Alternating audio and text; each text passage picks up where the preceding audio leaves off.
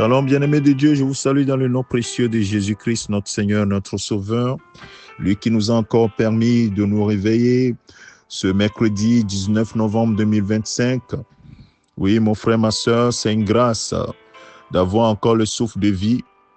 Et je voudrais ce matin encourager quelqu'un à être toujours dans la reconnaissance à chaque fois que tu te réveilles. Dis-toi, merci Seigneur, tu me donnes encore une journée pour expérimenter ta présence, expérimenter ta gloire. Et c'est la vérité. Et ce matin, j'aimerais t'annoncer qu'aucun obstacle n'empêchera le Seigneur de réaliser son plan dans ta vie. Sache qu'aucun obstacle ne pourra empêcher le Seigneur de réaliser son plan dans ta vie. C'est pour cela que tu dois prier. Tu dois prier que les obstacles qui viennent devant toi s'arrêtent. Tu dois leur ordonner de s'arrêter. Et pour cela, nous allons utiliser un texte pour appuyer notre foi ce matin ou bien mettre notre foi en Dieu au travers une situation que Jésus et ses disciples ont vécue dans Marc chapitre 4, à partir du verset 35 au verset 41, la tempête qui a été apaisée par Jésus. Donc cette histoire se retrouve dans les trois évangiles synoptiques, Matthieu chapitre 8, verset 18 à 27, Luc chapitre 8, verset 22 au verset 25, et Marc chapitre 4, verset 35 au verset 41. Donc, je vais m'appuyer sur l'histoire dans Marc chapitre 4. Alors, la Bible dit, à partir du verset 35, « Ce même jour, sur le soir, Jésus leur dit, « Passons à l'autre bord. » Après avoir envoyé la foule, ils l'emmenèrent dans la barque où il se trouvait. Il y avait aussi d'autres barques avec lui. Il s'élevant un grand tourbillon et les flots se jetaient dans la barque au point qu'elle se remplissait déjà. Et lui, il dormait à la poupe sur le coussin. Ils le réveillèrent et lui dit, « Maître, ne t'inquiètes-tu pas de ce que nous périssons ?» S'étant réveillé, il menaça le vent et dit à la mer, « Silence, tais-toi !» Et le vent cessa et il y eut un grand calme. Puis il leur dit, « Pourquoi avez-vous ainsi peur? Comment n'avez-vous point de foi ?» Ils furent saisis d'une grande frayeur et ils se dirent les uns aux autres, « Quel est donc celui-ci à qui obéissent même le vent et la tempête ?» Nous disons Amen à cette parole. Vous pouvez constater qu'à la fin de cette parole, il y a le chapitre 5 de Marc où la Bible dit qu'ils arrivaient, donc Jésus avait dit, « Passons à l'autre bord ». Et la Bible dit qu'ils vont arriver à l'autre bord de la mer dans le pays des Gadaréniens. Et on va voir que quelque chose d'extraordinaire allait se passer là-bas. C'est pour cela que l'ennemi a tout fait pour mettre ce tourbillon, cette tempête pour les empêcher d'arriver de l'autre côté. Mon frère, ma soeur, tu vas arriver à l'autre bord. Quel que soit le plan de Satan, quelles que soient ses agitations. Oui, ce matin, nous allons proclamer, tais-toi. Nous allons proclamer au vent, à la tempête, silence, tais-toi. Et le vent, la tempête va cesser. Je crois que tu le crois. Je pense que tu le crois. Il faut que tu le crois. Oui, mon frère, ma soeur, Jésus dit, passons à l'autre bord. Le Père a écrit sur ta vie. Tu vas passer à l'autre bord. Tu vas prospérer dans tel ou tel domaine. Tu vas être un serviteur de Dieu dans tel ou tel domaine. Tu vas être prospère dans tel ou tel domaine de ta vie.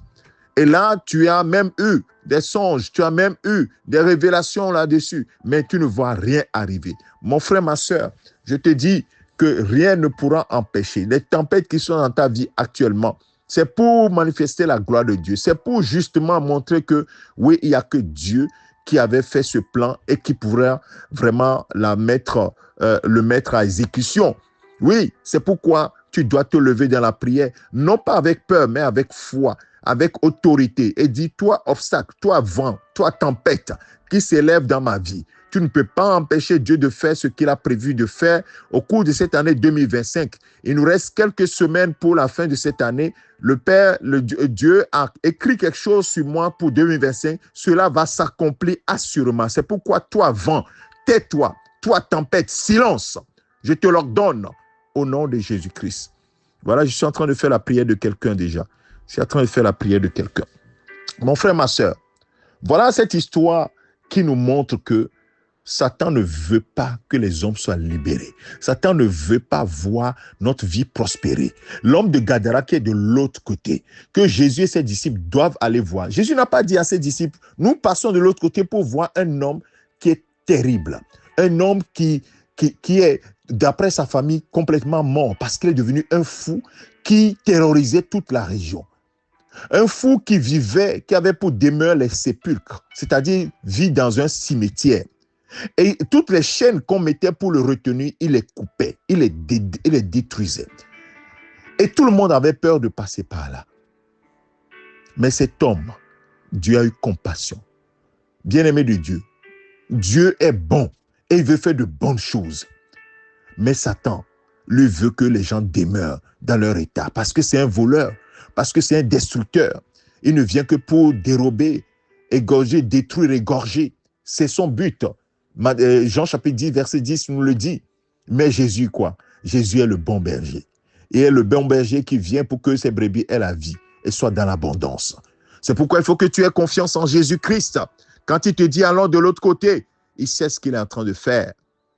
N'aie pas peur de la tempête. Ne crains pas la tempête. Reste tranquille. Oui, la paix viendra sûrement. Et la tempête s'arrêtera. Et tu verras sa gloire se manifester. Mon frère, ma soeur, oui, cette tempête avait voulu engloutir la barque. Mais Jésus était dans la barque. Jésus est dans ta barque. C'est pourquoi, mon frère, ma soeur, toi qui n'as pas reçu Jésus comme Seigneur Sauveur, invite-le à rentrer dans ta barque. S'il n'est pas dans ta barque va chavirer. La tempête aura le dessus sur toi. Mais si Jésus est dans ta barque, si Jésus est dans ta vie, oh mon frère, tu arriveras à l'autre bord, assurément. Que quelqu'un dise Amen à cette parole. Tu arriveras à l'autre bord. Tu arriveras à l'autre bord. Et c'est ça le message que je voudrais te passer ce matin.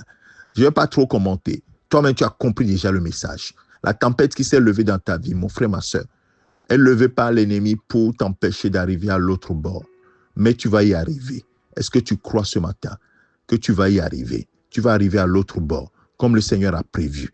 Et il exécutera toute sa volonté dans ta vie. Nous allons prier. Père, dans le nom de Jésus, oui, je veux te remercier pour cette parole puissante que tu nous as donnée ce matin, pour nous montrer que tu es au contrôle, que nous devons nous lever juste pour dire silence au vent, tais-toi à la tempête.